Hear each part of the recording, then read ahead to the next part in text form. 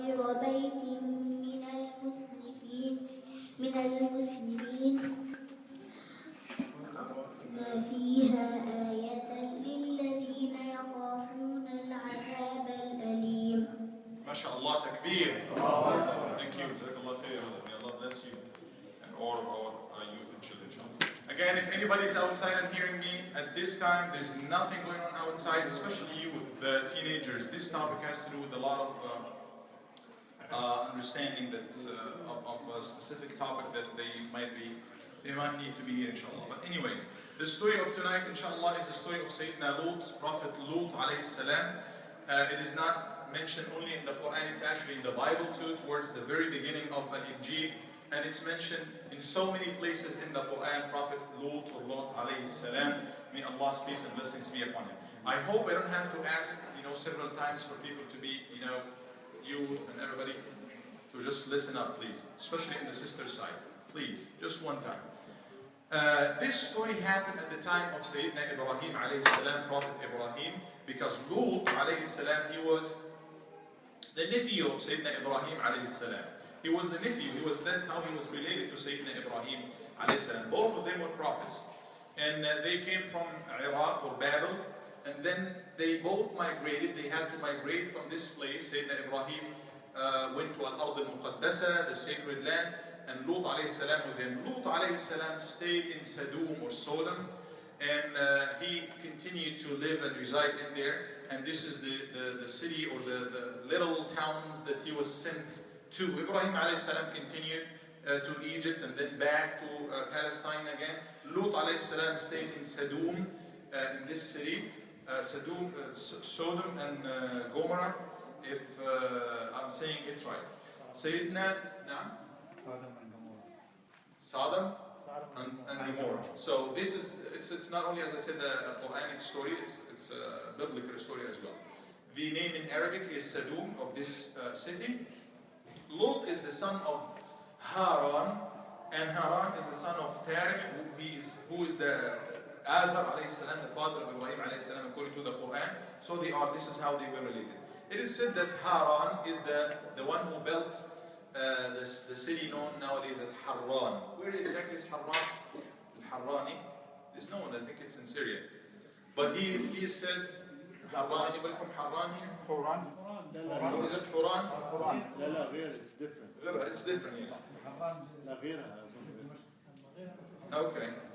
So regardless of the city, see, the city of Sodom, the people of Sodom, they were known for very evil guys. Allah said in the Quran, alongside of what we're going to talk about, their major sin, they used to يقطعون السبيل ويأتون في ناديهم المنكر. They were highway robbers. If anybody is passing by, they would just rob him. يأتون في ناديهم المنكر. In their society gatherings, they used to do evil things, just like that, not having the minimum level of modesty. This is how the society and the community was. They were very vulgar in terms of what they talk, in terms of what they do. No modesty, the minimum level of modesty and being ashamed to say certain things or do certain things in public, that simply was not there. And the major sin that they used to do, actually it was not done by anybody before, was أَتَأْتُونَ الذُّكْرَانَ مِنَ الْعَالَمِينَ, the homosexuality. Again, we are not here to pick on certain people or group, but we are here to say and repeat what we believe in. This is our faith. It's not only our faith as Muslims, it's Christian, those who follow the Bible, and other people also believe this is one of the major sins. And we are here repeating this story according to the Quran. Sayyidina Lut alayhi salam, he was sent to them, and he told them this is not right. Basically, he called them to worship Allah subhanahu wa ta'ala, give up on their polytheism, and then he also called in them to do the right thing. Don't do these things. Do not be involved in these nonsense issues. And then they defied him, and they accused him of not, you're not a prophet, who are you? And they refused to follow what he is telling them as a prophet from Allah subhanahu wa ta'ala. They got to the point of challenging him and even thinking to push him out. قالوا أخرجوا آل لوط من قريتكم. They got to the point of well, we have to deport you. You got to be deported from here. And now what is the tuhma, of the accusation? As Allah said in the Quran in two places, in Surah Al-A'raf and in Surah Al-Naml, إِنَّهُمْ أُنَاسٌ يَتَطَهَّرُونَ. They said they have to leave us. Why? Because this is a group of people that seek in what? يَتَطَهَّرُونَ. They are after purity. They are trying to be pure. And then what's wrong in being pure? Sometimes, many times nowadays, some people hijack a term, a concept, whatever it is, and then they reproduce it and give it to us to make us think it's bad when it's not bad. This is mainly the job of the media. I'm not saying that they are doing it all the time, but the media is so influential that they can convince people. Obviously, if they do their job as they're supposed to, they will be leaders, they will be reformers, they will be everything good. But unfortunately, some media, that's what they do. They keep repeating certain things that they become now the norm. If anybody is saying otherwise, then it's a problem. Little thing that has to do with us. If you say the word Sharia to any non-Muslim, by default, it's a crazy word, Sharia law. They come in here, they're trying to dominate, they're trying to... When the word itself for us is so good of a word, it means it represents our faith. We are committed to our faith. It doesn't have anything to do with what we hear in the media. It has to do with what we are doing right now. It's Sharia. Because it's our faith, and it's our Sharia legal system or faith system that is telling us, oh, there is a prayer at this time, you pray. So, it's been repeated all over that Sharia law, Fox News, everywhere, that it becomes, oh, Sharia law means Muslims trying to dominate them. It's not, this is not the meaning of it. You just hijacking a term and, making some propaganda to put it in certain frame when it's not. This is just an example that I can think of. So, back to the story of Lut, alayhi salam, Allah said, they were mentioned in many places in the Quran, in Surah Al-A'raf. وَلُوطًا إِذْ قَالَ لِقَوْمِهِ. Remember Lut, Prophet Lut, when he said to his people, أَتَأْتُونَ الذُّكْرَانَ مِنَ الْعَالَمِ أَتَأْتُونَ الْفَاحِشَةَ مَا سَبَقَكُمْ. Do you do this kind of indecency? Nobody ever never ever did it before you. وَتَذَرُونَ أَإِنَّكُمْ لَتَأْتُونَ الرِّجَالَ شَهْوَةً مِنْ دُونِ النِّسَاءِ. Is it good in your mind that you do that with men, not with women? This is how you fulfill your desire. بَلْ أَنْتُمْ قَوْمٌ مُسْرِفُونَ. You transgress, you exceed the limits. That's what he said. قال وما كان جواب قومه. The answer of his people was none, but that they said, what? أخرجوا آل لوط أخرجوهم من قريتكم. Kick them out of your place. Let them go out. Talk to them. Give them a counter argument. No, they just judged them and they said you have to be outside of our city because إنهم أناس يتطهرون. They are seeking to be pure. We don't want anybody to be seeking that. وَلَقَدْ جَاءَتْ رُسُلُنَا إِبْرَاهِيمَ. Elsewhere in Hud, the chapter of Hud, النمل العنكبوت الصافات الذاريات القمر, all of that, the story is mentioned sometimes in detail and sometimes in short. What happened is Allah subhanahu wa ta'ala punished them, as we know, in the Quran and in the Bible too. تَأْتُونَ فِي نَادِيكُمُ الْمُنْكَرَ. I just need to stick to that concept for a little bit. You do things publicly. When people get to the level of losing the modesty, that now they can be, they don't care. They don't care about others looking at them. They don't care about the society. They don't care above all about Allah subhanahu wa ta'ala or their faith. When people, try to shatter all of these norms and values, this is, what Allah subhanahu wa ta'ala is talking about. Those people, they had no limits. They have no limits whatsoever, and they were doing everything in public. And then they said, قَالُوا ائْتِنَا بِعَذَابِ اللَّهِ. We don't care. You say you are a prophet? Get us the punishment of Allah. Get us your punishment from your God. We don't care about that. إِن كُنْتَ مِنَ الصَّادِقِينَ. If you are true, if you are truthful. They didn't say, get us guidance from God. If you are true, maybe ask your Lord to guide us. They didn't say that. They were just challenging. They said, no, if you are a true prophet, bring us your punishment. They are not after guidance. They are not after the truth, whatever it is. It could be in a different way than your way. Just be unbiased and you will be... Take this as a concept in life. Don't just go, don't believe that egocentric thing inside of you that the entire world should be revolving around you. That's not right. You might be right sometimes, but you might be wrong some other times. So they refused and they said, give us the punishment if you are capable of doing it. Prophet Lut, he made the dua against them. Unlike Prophet Muhammad sallallahu alaihi wasallam, he never made the dua. He said, Prophet Lut, he said, oh my Lord, give me victory against those corrupt people. And Allah answered his dua, and he was just done with them. He thought that there's no other way. The punishment that came to them for that sin was really something that we need to reflect on. Allah punished many groups, as he mentioned in the Quran, some nations, but he never talked about a punishment or did a punishment, as far as we know, like this punishment that he gave to the people of Lut, alayhi salam, those group. He said in some ayat, لِنُرْسِلَ عَلَيْهِمْ حِجَارَةً مِّن طِينٍ. Allah will send some little stones or pebbles that are from the hellfire. Yes. Continue your sentence, please. طيب. خلاص, we think inshallah. We need presentation especially about this only, and what's going on? Okay. we need special presentation about this only, and severe punishment they got, and how it was ayah by itself. Yeah, that's the part that I'm talking about right now, and we will have inshallah the chance. Did you get the chance to get a? No, I was preparing a little video, but maybe later inshallah. So Allah subhanahu wa ta'ala, he said, we will send on them hijara, little pebbles, stones from the fire of hell. Musawwamatan 'inda rabbik. What is musawwama? It has a sign on it. What is the sign?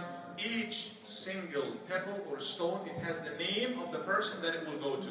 So it is a missile, literally a missile that is directed to by name. It goes to the specific person. وَمَا هِيَ مِنَ الظَّالِمِينَ بِبَعِيدٍ. It's not far from the wrongdoers. It's not only against them, it might happen to those who do wrong as well, as Allah said. مُسَوَّمَةً عِنْدَ رَبِّكَ وَمَا هِيَ مِنَ الظَّالِمِينَ. The angels, how did the thing came in the first place? Let's continue with the story first, because I jumped to the punishment. The story is that those angels who came in the form of humans, they were literally three angels, Jibreel, Israfil, Mikael. They came in a form of human beings, very handsome human beings. They passed by Ibrahim alayhi salam in his place, as we discussed it when we were talking about Sayyidina Ibrahim. And Sayyidina Ibrahim got the chance to host them and offer them, he was very generous to them. As Huda recited, Allah said in Surah Al-Dariyat. And then he said, where are you going? Where are you heading to? They said, we are going ila qawmi Lut. Inna ursilna ila qawmi Lut. Lut, we are sent to the people of Lut, because he said he tried to intervene. Can something be done? Then they told him, it is something that's been decided. Allah decided the punishment is going to happen. And ya Ibrahim, a'rad an hada. Innahu qad ja'a amru rabbik. The commandment, the order of your Lord is there. There is no way out. They proceeded to the city or the town of Sayyidina Lut alayhi salam, and they asked him if he can offer them, if he can host them. And he hosted them, but he was very worried. We'll take question at the end if you don't mind, Abdullah, inshallah. He was very worried that if anybody knows about them in the city, they will come and they will try. They were very vulgar. They wouldn't care. And that's exactly what happened. But how it happened, Sayyidina Lut alayhi salam, he got them into his house, and he was trying to host them and give them food and everything. And obviously they didn't eat because they were angels. They told, what happened is his wife, it was his wife, that came out and told the entire city that, you know what, there are so many, there are three handsome boys in there, or youth in there, and maybe you need to consider them or something. They came. وَجَاءَهُ قَوْمُ يُهْرَعُونَ إِلَيْهِ. They came fast to the house of Lut alayhi salam, knocking in the door. What's going on? He said, could you please do me a favor? Those are my guests. إِنَّ هَؤُلَاءِ ضَيْفٍ فَلَا تَفْضَحُونَ. Don't put me into embarrassment, please. Take it easy on me. They said no. And then he offered them even an option. He said, قَالَ هَؤُلَاءِ بَنَاتِي إِن كُنتُمْ فَاعِلِينَ. Obviously, many of us understand it certain way, as if he's offering his own daughters to them, but that was not the case actually. Some scholars believe that this was the case, but even those, he said, those are my daughters, you can get married to them. But the tafsir, the Sahih al-Tafsir, كما عليه ابن كثير and other scholars, he was offering them, or he was telling them, go back to your wives. وَتَذَرُونَ مَا خَلَقَ لَكُمْ رَبُّكُم مِّنْ أَزْوَاجِكُم. Your spouses, your wives are there. What are you doing? And in the sense of the prophet being the father, prophets being, in a sense, the fathers of their ummah. النبي أولى بالمؤمنين من أنفسهم وأزواجه أمهاتهم. As Allah said about Prophet Muhammad, prophets, they have more, or this prophet, he has more right to them than their own selves. He's just like a father for them. And his wives, the wives of the Prophet, they are like mothers for the believers. So in this sense, prophets, any prophet is being like a father for his followers or those who believe in him. So he's telling them, Banati, in the sense of the females of my ummah, of my nation, go get married or go back to your wives. This is the right way that Allah created for you. Do not do it otherwise. They refused, and actually some of us, they said they were all fighting. All of that happened behind the door. He doesn't want to open the door for them.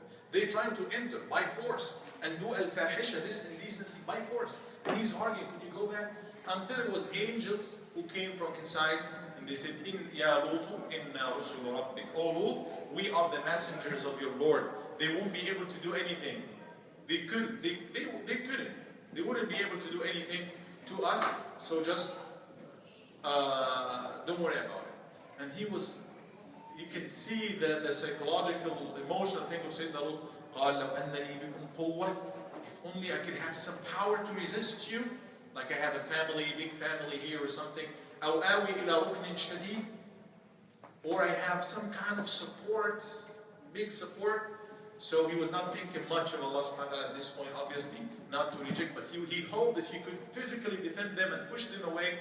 But then it was the angels who came and said, don't worry, they wouldn't be able to do anything.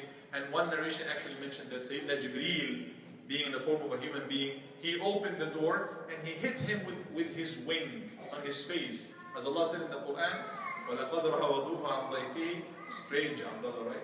فَطَمَسْنَا أَعْيُنَهُم, and we took their eyesight. That's what happened. He hit him on the face, and his eyesight was gone. Sayyidina Jibreel, oh, that's interesting now, right? When it gets like a little, violence. Yeah, so it was Jibreel alayhi salam, angel Jibreel, he came in a form of what? He was in a form of what? A man. Yes, you're following. He was like a man. He looks like him, but he's actually an angel. An angel is so strong, so strong. They can fly, they can do other things.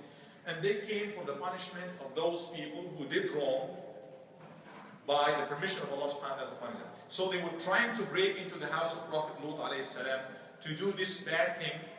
Then he said that Lut was trying to resist them. Jibreel was there as a man, as in the form of a man. He came and he said, no, don't worry. They wouldn't be able to do anything. He opened the door and he gave him a little hit on his face. But this is not a usual hit of a man. This is an angel. So it was enough as a punishment for him to just take off his eyesight. And they left, as Allah said in Surah Al-Qamar. They left and they said, tomorrow morning you will see and you will know, you guys, what we're going to do to you. But actually something is going to happen to this morning, the morning after, as Allah subhanahu wa ta'ala said in the Quran. Was this the eyesight of the disbeliever, not Prophet Lut, right? Yes, the disbelievers, those who are trying to open and break into. So he hit the man inside, Sayyidina Jibreel, he hit those people who were trying to break in. Because they were trying to break in and do this bad thing with those handsome men. فَاتَّقُوا اللَّهَ وَلَا تُخْزُونِي فِي ضَيْفِي, until Allah subhanahu wa ta'ala, for the first time, that he swears, God swears by the life of Prophet Muhammad. He said, لَعَمْرُكَ, the only one that Allah chose to swear by his life.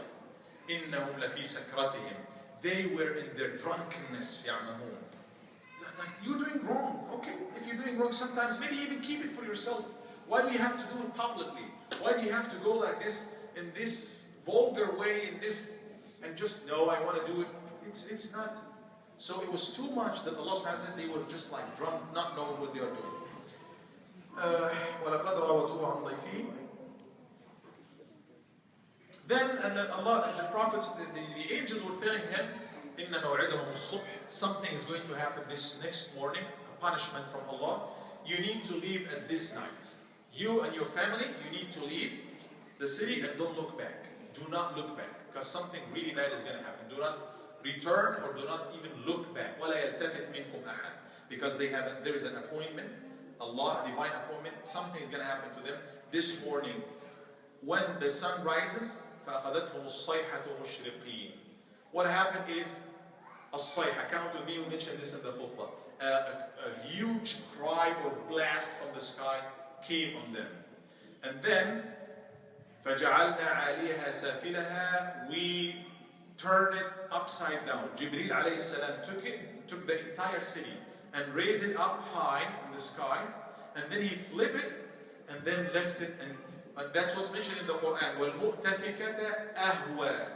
Mu'tafikata, another name for the cities of the people of Lut alayhi salam, where they live. Ahwa, Allah subhanahu wa ta'ala dropped it. فَغَشَّاهَا مَا غَشَّا. And then, so, a blast was sent on them.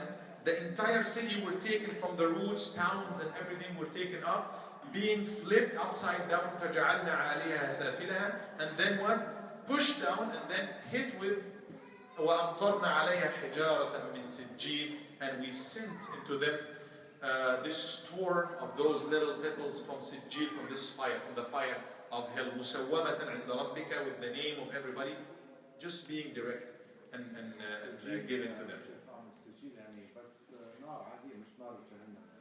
From fire, from the hill. It's coming from up. مُسَوَّمَةً عِنْدَ رَبِّكَ لِلْمُسْرِفِينَ. It was sent from, exactly like what happened to Abraha.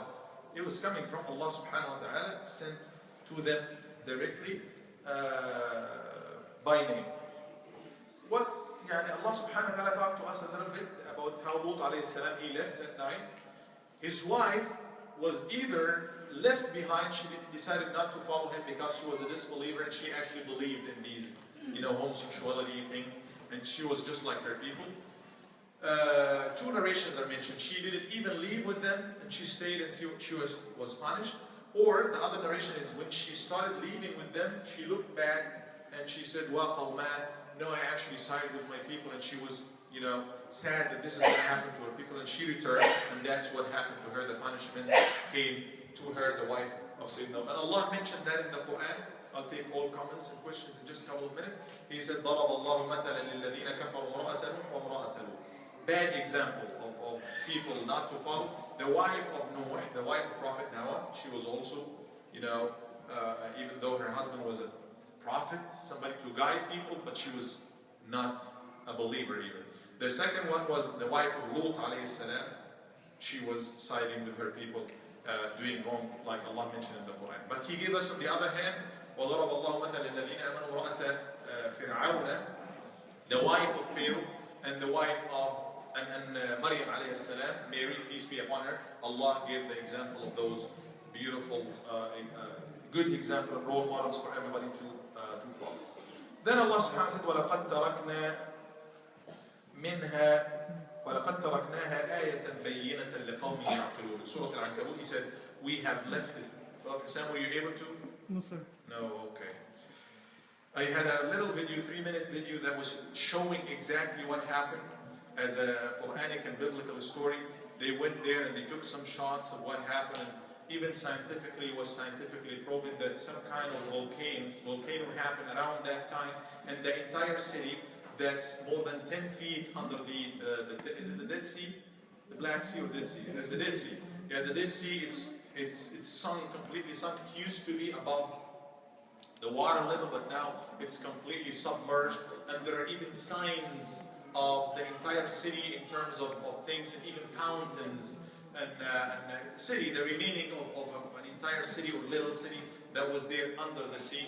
As mentioned, they said a huge earthquake happened, and another volcano also happened after that, which is very close, if not identical to what Allah subhanahu wa ta'ala mentioned, that they were hit and they were caused to sink, and then there was fire that was sent on them. As Allah said, وَلَقَدْ تَرَكْنَا مِنْهَا آيَةً, we left it as a sign for those who reflect, for those who have minds to think and reflect. He also said, وَتَرَكْنَا فِيهَا آيَةً لِلَّذِينَ يَخَافُونَ الْعَذَابَ الْأَلِيمَ. We left in it an ayah, or something to look at and consider for those who fear the painful punishment. One little thing that I want to conclude with, again, when we say things for what they are, we are not picking up on anybody, but we're just saying things for what it is in reality. In the Bible, actually a few pages in the beginning of the Bible, Brother David is with us in here, and we are actually I'm supposed to welcome you in the beginning. He's right here, very good friend. Sometimes we quote something from the Bible, we might be criticizing it because but we don't mean in any way to offend you or anything. So please excuse us, but that's in there in the Bible. So, in the Bible, the first few pages, the story is mentioned of Lut alayhi salam, but something really strange and against our faith that happened in there. Again, I'll try my best to make it decent. After Lut alayhi salam left, who left with Sayyidina Lut alayhi salam? It was, raise your hand if you know. It was how many people who left with him, and who are they? Who left the city? Yes, Sister Kay. I know in the Bible it said that his two daughters left. His two daughters left with him, yes. That's right. That's what that in the Quran too. It's not mentioned in the Quran who was with him, but we know in the Sunnah that yes, his two daughters left with him. But what happened, according to the Bible, afterwards, people were destroyed. They told their father, and they actually didn't tell him. They gave him wine and they made him drunk. Please excuse the language, but that's what's in there in the Old Testament. They made him drunk, and they talked to each other. They said, "Well, we need to be a nation again and like a tribe again." And they started, dealing with their father like a husband. And they had this action done with him while he being drunk. And then they got even babies. Each one of them, they got babies from that kind of relationship from their fathers.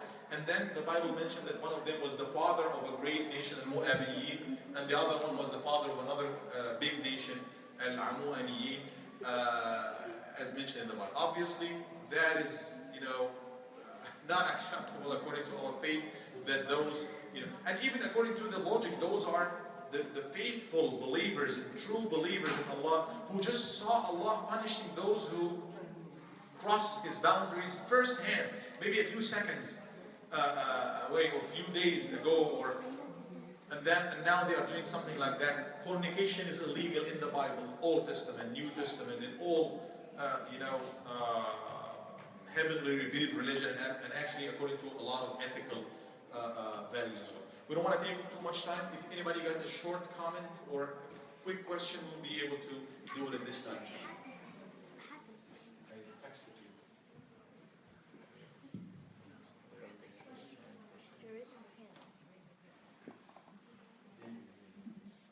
So yes, Mustafa.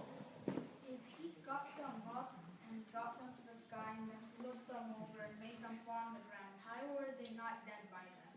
They were dead. Then why did he still get peppers and throw that at them? Because it was so big of a crime that Allah subhanahu wa ta'ala decided to give them a huge punishment. Just that this is not for them now, because if somebody dies, just one death. Doesn't matter whatever you do to him after that. But Allah is actually giving us the lesson in here that don't do that, because this is so horrific that Allah gave them this huge punishment. But let me tell you something. In the books of tafsir, when they were raised up, Allah wanted to horrify them, like they insisted to, be in that. They were raised up so high that the angels in the heaven, according to some narration, they were able to hear them crying, and they were just like in horror. They were crying and everything, and then they were fled and they died at the end. Abdullah. Abdullah, yes, Dabour. When the angels came to Sayyidina Ibrahim, Pay attention, please. he forgot to say that Sayyidina Ibrahim said, قَالَ إِنَّ فِيهَا لُوطًا to the angels, and they said, Yeah, he was trying to, like when they talked to Sayyidina Ibrahim and they told him, we're coming to punish this city, he said, Lut is there. Good person is there. He said, we know. نحن أعلم بمن فيها. We actually know better than you. لَنُنَجِّيَنَّهُ وَأَهْلَهُ. We're going to rescue him and his family. Don't worry about it. Because the decision came from your room. Yes, let's take as many as possible quickly. how did the water get there and become the Dead Sea? The Dead Sea was there already. But this city was next to, I think, oh, you got it already? It was just bordering, just on the sea. But when Allah hit this, sent this punishment to this land, it sank a little bit, a few feet down. It took it a few feet down, that they become part of the sea. Anybody else? Yes, sisters? Brothers? All right. Thinking something? I was thinking, but that's fine.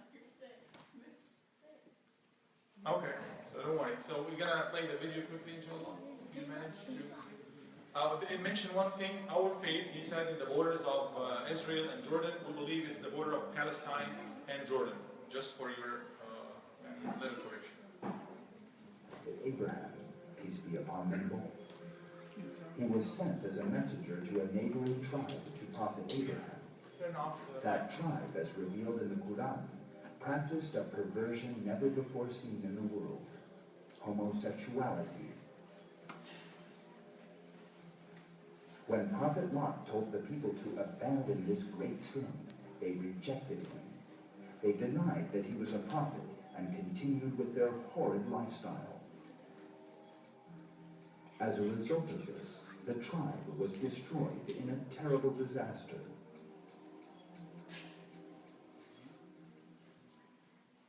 And Lot, when he said to his people, "Do you commit an obscenity not perpetrated before you by anyone in all the worlds? You come with lust to men instead of women. You are indeed a depraved people. We rained down a rain upon them. See the final fate of the evildoers."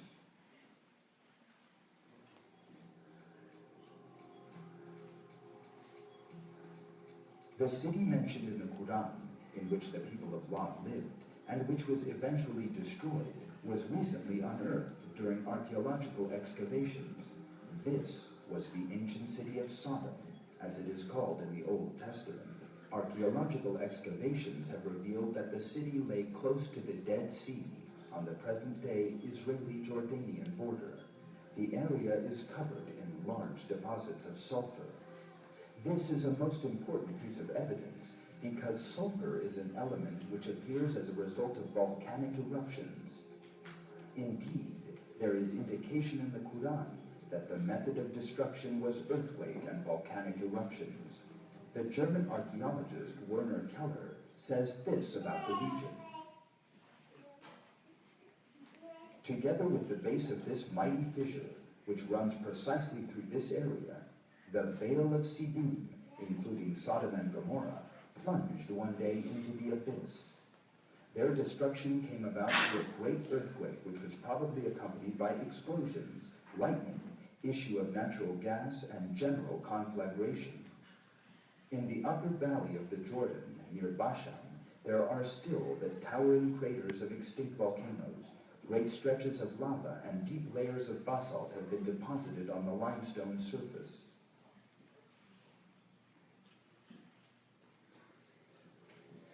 These layers of lava and basalt are the most important evidence showing that a volcanic eruption and an earthquake once took place there.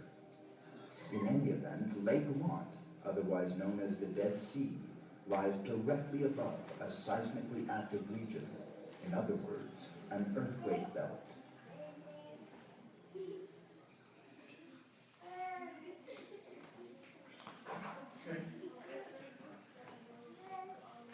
All right, so at this point, inshallah, we are done with this part. Can you turn on the light if you don't mind? And maybe the fan too. Allah Stanley, we need to, you can ask me, inshallah, if you don't mind. So we can start with the sisters now. We take a quick break. Please stick around after the break. It's going to be the sisters now, and you need to start as quick as possible. And inshallah, we are going to give the brothers the chance. Then stick around for the presentation by Dr. Atal, inshallah.